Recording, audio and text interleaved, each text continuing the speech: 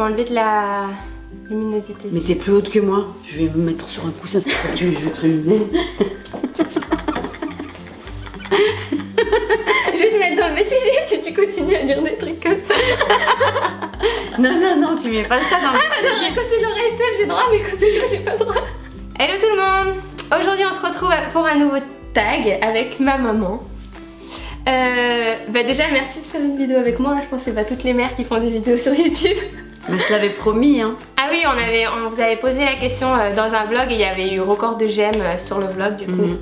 On est là. Je vous ai demandé sur Instagram des questions auxquelles vous aimeriez qu'on réponde et du coup j'ai fait des petites captures écran ce matin. Et toi t'as pas vu du tout les... Non, pas du tout. Ah oui, il y a la question classique, c'est genre qu'est-ce que tu préfères chez ta fille et qu'est-ce que tu n'aimes pas et inversement pour toi. Genre une qualité et un défaut de chacune. Une qualité et un défaut, donc par rapport à toi. Oui.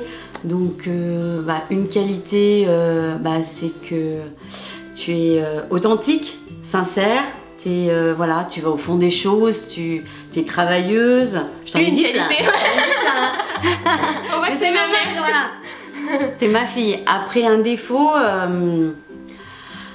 alors des défauts tu en as, hein, comme tout le monde. Alors celui qui m'a le plus agacée quand t'étais plus jeune, surtout adolescente, c'est que tu lâches jamais l'affaire. Ouais, mais ça c'est une qualité aussi. Ouais, mais tu mets la pression. Mais tu sais que j'allais dire ça pour toi. Tu mets la pression. Au boulot, tu me passais 50 coups de fil, 50 SMS à la minute, quoi. Je veux dire, dès que tu voulais quelque chose et puis t'insistais. Mais je suis toujours comme ça. Bah oui, t'es toujours comme ça. Mais toi aussi. Toi aussi. Bon, Mais qualité, mais je sais pas si c'est une qualité. Si, c'est que t'as toujours raison en fait. Ah bah c'est normal. Non, mais c'est pas une qualité, ça c'est la réalité. Non mais t'es très sage, tu réfléchis beaucoup avant de faire les choses et ouais, t'as toujours raison à la fin, t'aimes bien avoir le dernier mot. Mais souvent tu dis des trucs... C'est-à-dire non mais souvent tu dis des trucs en fait sur le coup, voilà, sur le coup on se dit ah mais elle me saoule et après on se dit non mais en fait elle avait raison. Ah, bien. Donc ça c'est ta qualité, mais le défaut j'allais dire pareil, tu mets la pression hein. Tu mets la pression de ouf. Dès que tu veux qu'on fasse un truc... Les chiens font pas des chats. Ouais. Attends, il y a quelqu'un qui a quand même dit comment vous êtes-vous rencontrés.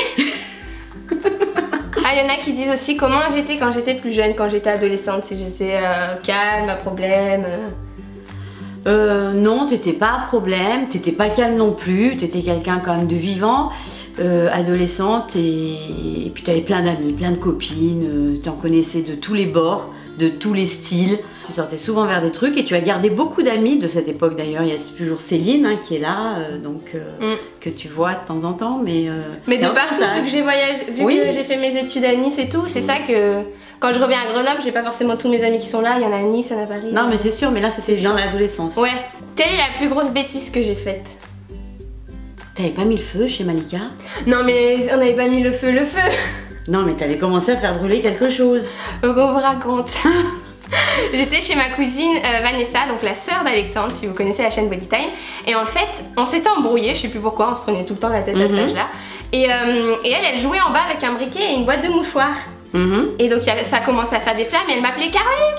Et moi, vu que je lui faisais la tronche, j'y allais pâter. Caroline, j'ai mis le feu et tout. Alors après, on allait l'éteindre et tout. Et quand sa mère est rentrée, donc Malika, la sœur de maman, elle est rentrée, elle a dit oui, je suis rentrée chez Farida parce que je me suis dit si je les laisse encore plus, elles vont foutre le feu à la maison. C'était ce qu'elles étaient en train de faire. Ouais, on est devenus livides. Elle a vu direct sur nos têtes. Es-tu très fusionnelle avec ta mère? C'est toi. Ah oui, c'est moi. Oui, quand même. On s'appelle souvent. Après, on a nos périodes. Des fois, en général, quand ça va bien, on s'appelle pas trop. Surtout quand ça va bien, tu m'appelles pas. Et quand ça va pas, en plein milieu de la nuit, c'est pas, ça t'empêche pas ça t'empêche pas de me réveiller.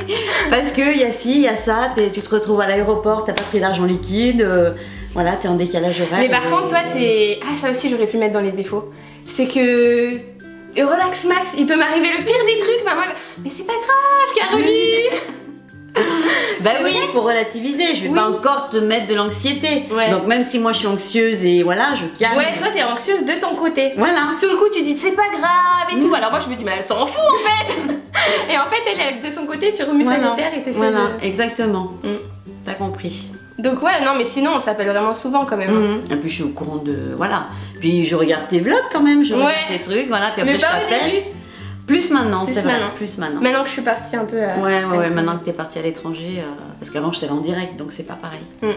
Ah, il y en a aussi beaucoup qui demandent comment t'as réagi quand on a commencé sur YouTube. Est-ce que tu m'as toujours soutenue dans mes projets et tout? Ah oui, oui, tout à fait. Hein. C'est de manière, tu avais commencé avant YouTube les films et la caméra. C'était dès qu'on a eu le premier ordinateur, il y avait la caméra dessus et ça y allait les vidéos, les chansons, voilà, se mettre en scène. Ouais, mais t'as toujours été à fond, même je me rappelle. La première vidéo qu'on a fait pour YouTube avec Safia, au début on l'avait filmée et tout. En fait, ça nous a pris l'idée, on a filmé la vidéo, après on a montré à maman ce qu'elle en pensait. Elle dit, mais les filles, c'est une chaîne beauté. Mais qu'est-ce que vous ressemblez à quoi là? Allez vous remaquiller. Ouais, non, t'as toujours été à nous pousser à faire des trucs. Bah oui, je suis là pour vous encourager. Hein. Surtout quand je vois que ça vous passionne et que, voilà, que ça vous plaît. Il y a une autre question, c'est quelle est la leçon de vie que tu as le plus retenue de ta maman? De réfléchir avant de parler, non? De prendre du recul, surtout. De pas décider tout de suite les choses. Ouais, souvent il y a des trucs et tout, je l'appelle, je dis maman, faut que je fasse ça. Elle me dit, Caroline, réfléchis, dors dessus. L'autre fois, elle me disait, l'autre fois c'était Laura, elle me dit, Laura, elle m'écrit pareil, elle me dit, s'il y avait maman, elle t'aurait dit, dors dessus, réfléchis, on verra demain. Exactement. De prendre toujours des décisions précipitées et puis sous le coup de l'émotion, c'est jamais bon. Non, et on le regrette souvent.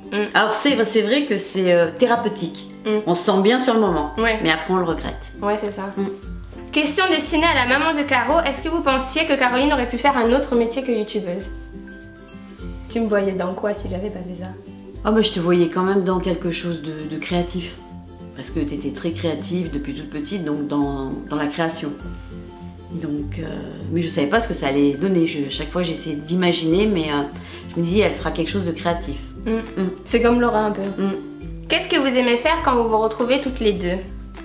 On va au hammam souvent. Ouais, c'est vrai, on va au hammam, on se fait un petit resto. Ouais, un petit resto, shopping. Ou alors on se met à discuter de tout, de rien, de la vie, on refait la planète. Ouais. Voilà. Ou alors on regarde un vieux film que maman a dit, on regarde le Docteur Jivago. Mais non, je dis toujours non. Ou le temps n'emporte le vent. Autant n'emporte le vent. Normalement c'était un classique, on regardait chaque hiver. Hein. Ouais. Sous la couette. Ouais.